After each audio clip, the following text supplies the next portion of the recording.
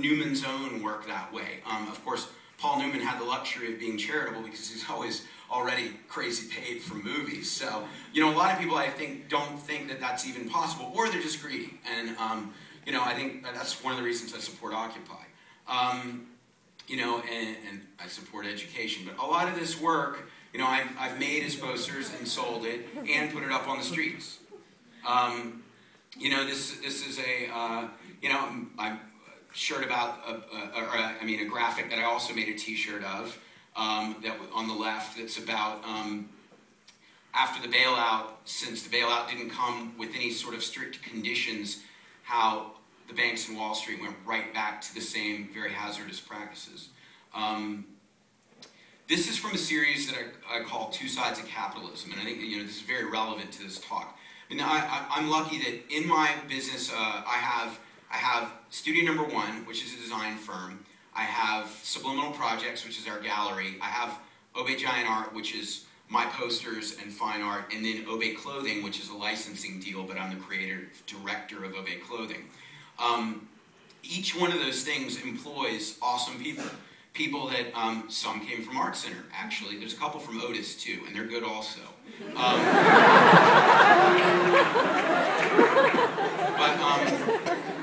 Yeah, but anyway, you know, I feel like it's somewhat of a you know, of a utopian scenario to get to make a living as a creative and hire other creative people who have aspirations to make art and do things in their free time. And you know, one of the reasons people say to me, like, if you were a real, you know, street artist, if you were keeping it mad real, you would just work as a waiter or something and like screw all that capitalist bullshit, you know.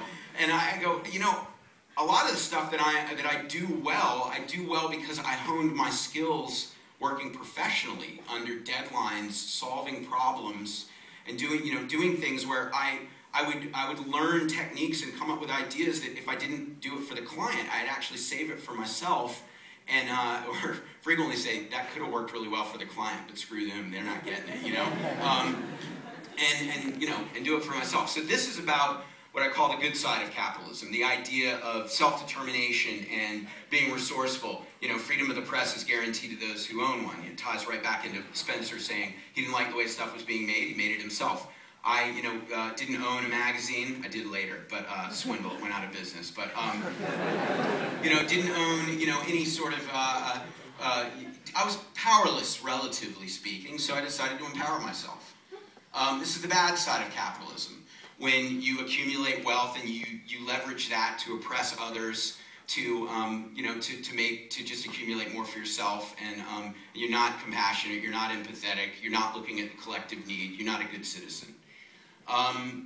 Yeah, this is about yeah, first of all, my love of Ed Ruscha and his Standard Station piece, but second of all, about, you know, our addiction to fossil fuels.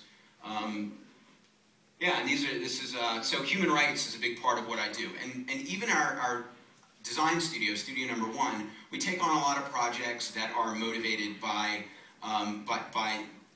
the merits, the social merits of the project. So a lot of times we do stuff cheap or free for things that we believe in, for Haiti, for Darfur, etc. Anywhere that needs us, you know, I'm trying to save several continents here. So,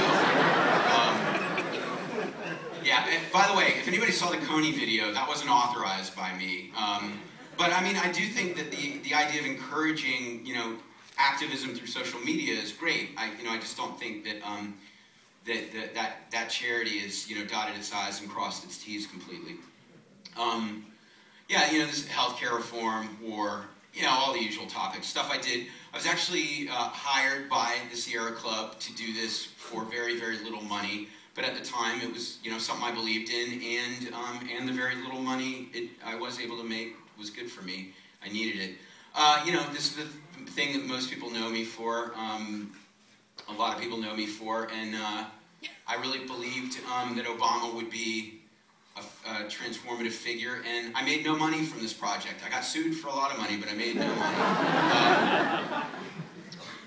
So yeah, you know, I believe everybody's got to make a living as, you know, as an artist, but or whatever they do. But you know, the idea that your need to make money and your need to be a good human being are mutually exclusive just isn't true. So, you know, these are pieces that I did that actually prior to Occupy, but that were about themes that tie into Occupy. I'm always ahead of the curve. So, but then I found out from the guy that masterminded Occupy that he'd been working on it for 4 years. So then I was like, oh no, I was behind. But anyway, I used my wife as a model. Yeah, that's her on the right, and yeah, some images, some other paintings. But I make prints of all these. So here's commercial stuff and non-commercial stuff. The cool thing is, a lot of people are saying, you're doing this stuff for Occupy. You're, you know, anybody that feels guilty about being a capitalist is not going to want to work with you. Well, then I get, you know, the call from Time Magazine saying, we really like that you've been doing all this stuff for Occupy. Will you do a cover for us? And you know, and it was about the protester, but as being the person of the year for 2011, because, you know, it was a global phenomenon. Greece, you know, all the UK, Arab Spring, Occupy. But I felt like to make a compelling image that I knew was somebody from the Occupy movement was a great opportunity for me as an artist to you know, to get attention for the movement. Not to mention that Time Magazine is capable of getting a bit of attention on their own. So you know, that was cool. But then, you know, simultaneously, I was making an image that subverted my own Obama image, and I could not sell anything with that. You know, I love it when art and commerce work together, and they often can. But the crazy thing about this was that Warner, I think it's Warner, Universal or Warner Brothers, I forget which one it was, but I have so much respect for corporations, but somehow can't remember which one it was right now. They own the mask design for V for Vendetta, and even though it had been appropriated by Anonymous and the 99% movement in Occupy, and it was probably just as well known in association with that as with the movie, when I asked if I could license that mask for a piece of art, which I just ordered the mask, photographed one of my employees wearing it. Just pretend you're Obama, look up, look to the future, look over. Yeah, no problem. And you know, and made that. But then, you know, I just gave the they wouldn't license it because they refused to license it for anything other than something associated with the movie. And so you know, that was a little bit annoying. But overall, I'm incredibly lucky that there's one of the Sprite. I used to say, "Obey your thirst."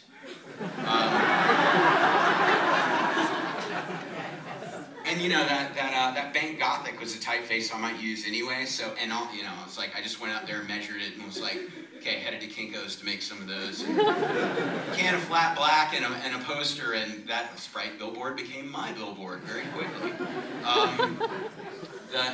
Luckily, they never went after me. They were actually really cool. They knew about it, and I thought I was so slick. I forgot the internet had been invented for a while, and I was easy to find. This is a big piece in New York. I still do a lot of street art. You know, that balance of the indoor-outdoor strategy, art and commerce, is something I'm always striving for. And this is just more street art stuff. I think a little bit more. Yeah, Houston and Bowery in New York. And I get attacked all the time. That mural was totally defaced by real graffiti people. I'm not a real graffiti person, despite my 16 arrests. I don't know. It seems pretty real to me, but you know, when I'm locked up. But anyway. But you know, that's okay. Anyway, I think I got to wrap this up. This is my biggest piece. It's on the side of the parking garage for the West Hollywood Library, and that was facilitated by both the city of West Hollywood and MoCA. Two people I thought would never be interested in anything I was doing, and it really all came from me just hustling to put my stuff out there through not such orthodox channels and methods. Oh, and by the way, I've got those Occupy Hope stickers. of the Guy Fawkes mask. I have a bunch of this here with me, so hit me up if you want some afterward. And that is that. Thank you.